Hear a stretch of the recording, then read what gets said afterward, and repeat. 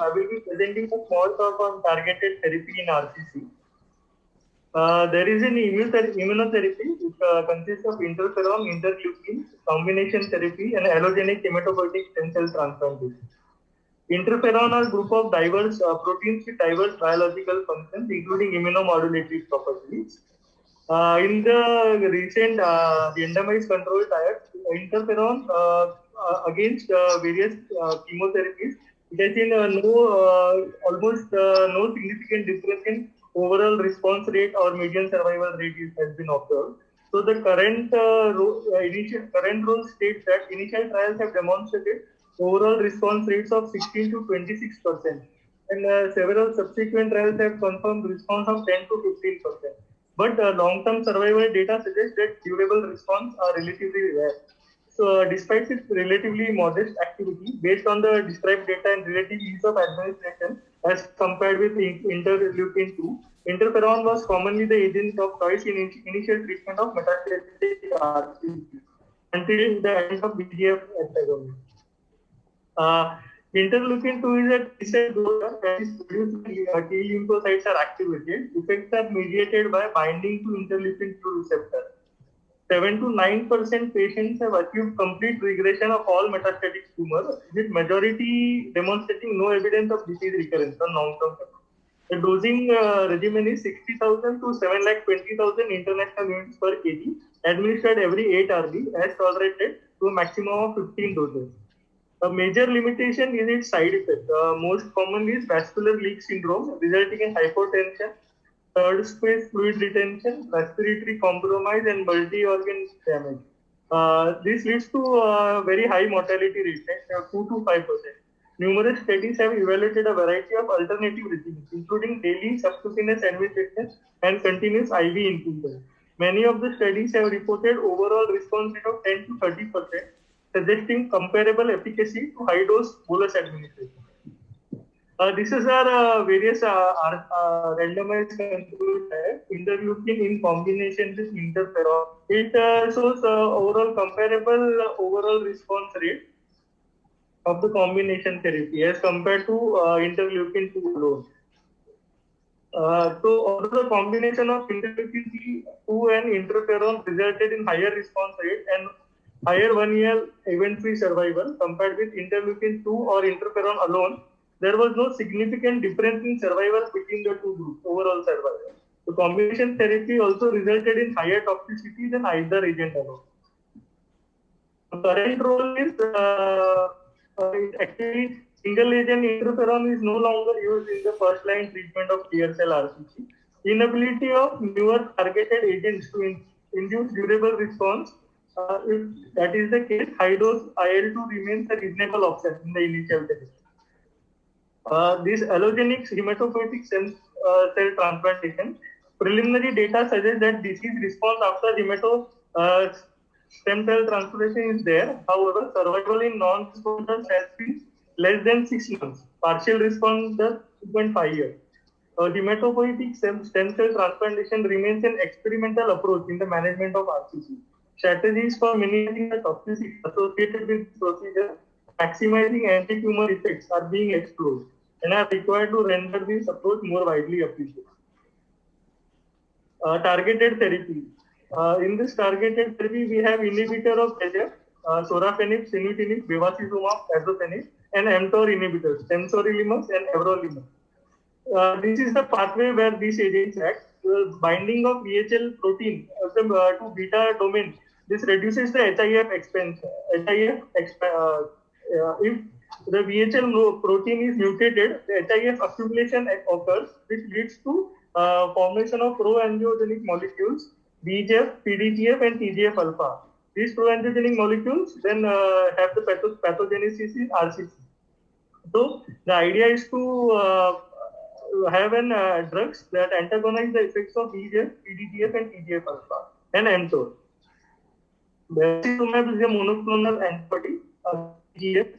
It was used in clinical trials to test the hypothesis that modulation of aberrantly expressed components of VHL pathway would be associated with clinical activity in clear cell RCC. Dose is 10 mg per kg. Side effects are bleeding, hypertension, fatigue, and proteinuria. This is the randomized control trial of bevacizumab plus interferon versus interferon alpha only, or high dose bevacizumab versus bevacizumab low dose versus placebo. So a better overall response rate has been observed in bevacizumab 10 mg per kg regimen and bevacizumab plus interferon combination as compared to only interferon or low dose combination.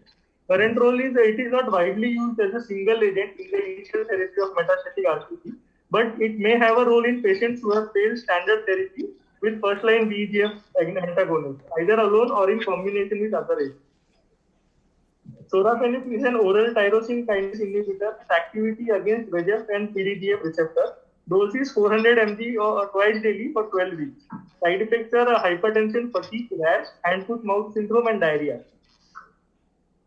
Although sorafenib approved for the treatment of advanced RCC, its precise role remains to be determined in the view of newer available agents.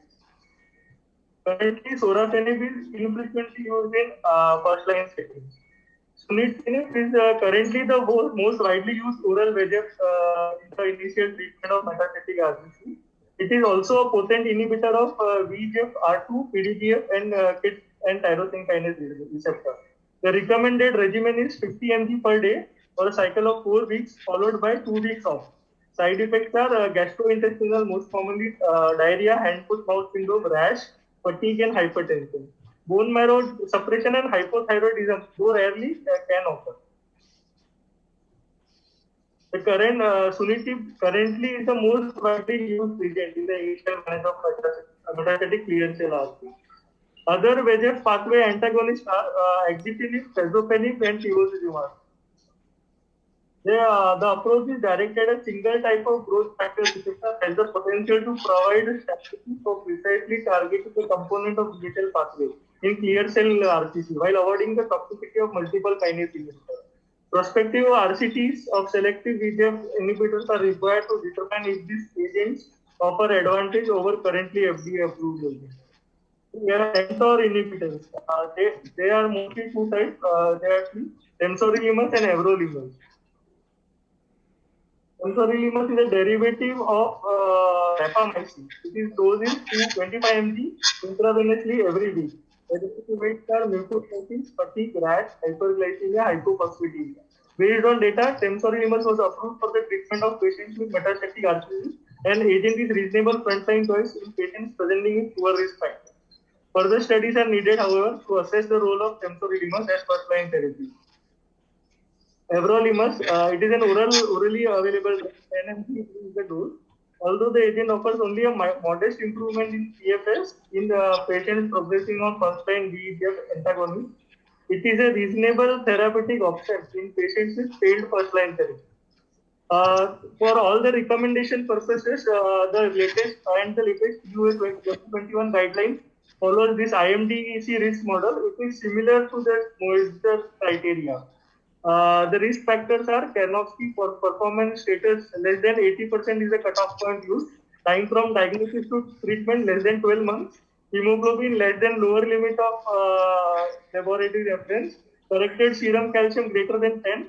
Absolute neutrophil count greater than upper limit of normal, and platelet greater than upper limit of normal. The favorite actually it is divided into three. The favorable no risk factors. Intermediate risk is 1 to 2 risk factors.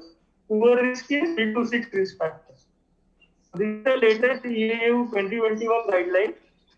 It states that the interferon alpha monotherapy is to VEGF targeted therapy or mTOR inhibition in metastatic RCC. Also, the combination of nivolumab treatment in patients with clear cell RCC or IMDC intermediate and poor risk demonstrated overall survival and objective response rate benefits compared to sunitinib. So hence the following recommendations are followed. We have to offer pembrolizumab plus axitinib, lenvatinib plus pembrolizumab, or nivolumab plus carboplatin to treatment in patients with metastatic RCC. Also, we have to offer ipilimumab plus nivolumab to treatment of patients with intermediate and poor risk clear cell metastatic RCC. do not rechannel patients to stop immune checkpoint inhibitors because of toxicity without expert guidance and support from a multidisciplinary. These are the updated EAU guidelines 2021 for the first line treatment of metastatic clear cell ICC. The current standard of care is for IMDC favorable risk. It is nivolumab or carboplatin, pembrolizumab, axitinib, or pembrolizumab, lenvatinib. This is the current standard of care. The alternative option who cannot tolerate this is sunitinib or pazopanib. In IMDC intermediate and poor risk, we have to give almost the same drug, and those who cannot tolerate carboplatin, sunitinib, or pazopanib can be given. And if someone has received prior immunotherapy, the current standard of care is any VHF targeted therapy that has not been used in combination with immunotherapy. And prior TKI has been given, the current is nivolumab and carboplatin. A single agent carboplatin or nivolumab are superior to everolimus and one or more lines of VEGF therapy. Everolimus prolongs PFS with VEGF targeted therapy when compared to placebo. This is no longer widely recommended before third line therapy. Also, offer nivolumab or carboplatin or immune checkpoint inhibitor named VEGF refractory clear cell metastatic RCC after one or two lines of therapy. And offer carboplatin after VEGF targeted therapy clear cell metastatic RCC. Yeah.